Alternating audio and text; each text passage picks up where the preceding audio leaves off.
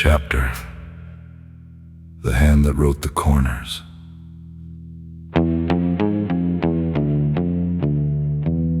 Fried Chicken Tuesday, Episode 3, Part 2.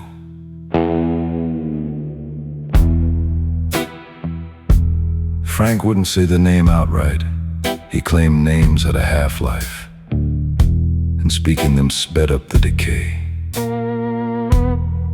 But one afternoon, with a storm grumbling in the distance, and the flies too lazy to land, he spoke in circles tight enough that anyone listening could trace the shape.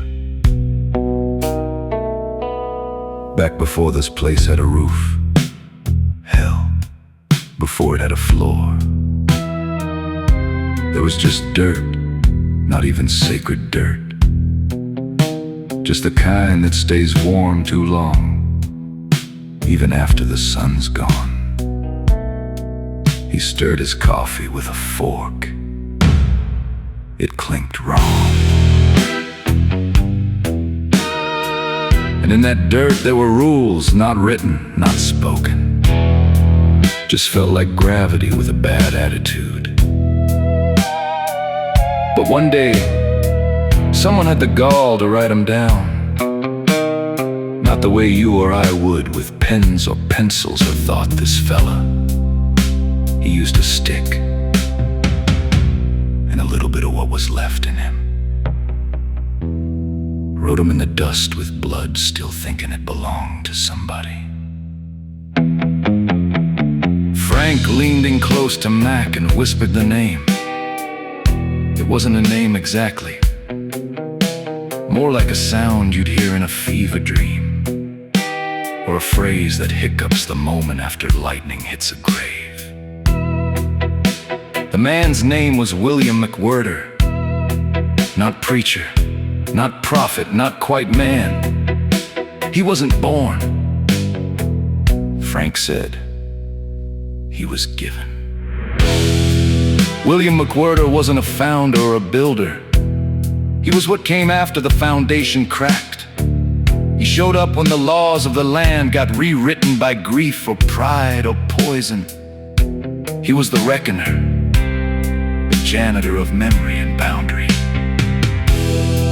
He'd walk into a town that had twisted itself sideways, where families no longer shared names, where time spilled out the sides of clocks, and where the air tasted like lies. And he'd do one thing.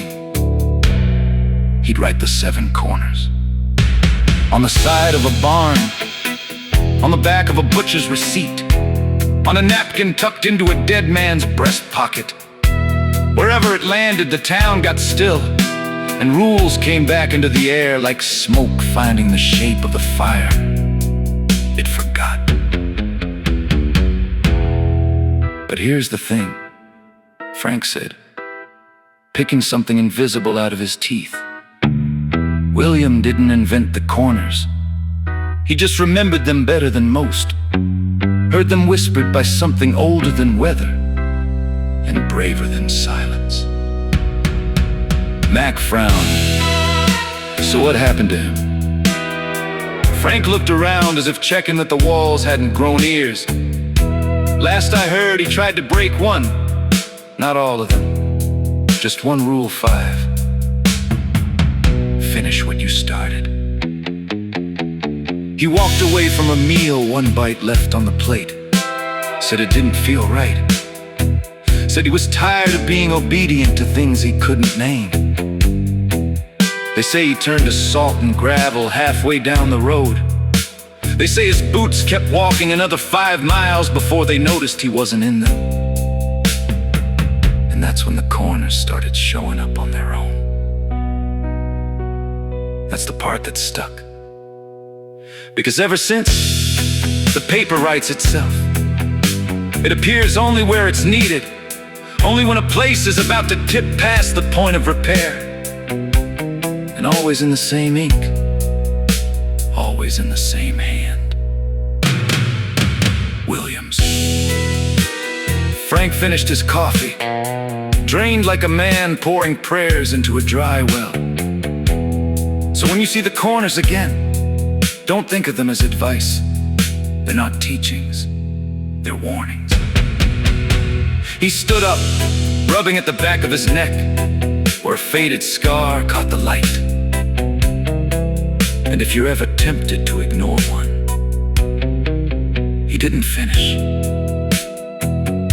He just turned toward the back door, which had never been there before that moment, and stepped through it like it had always been waiting.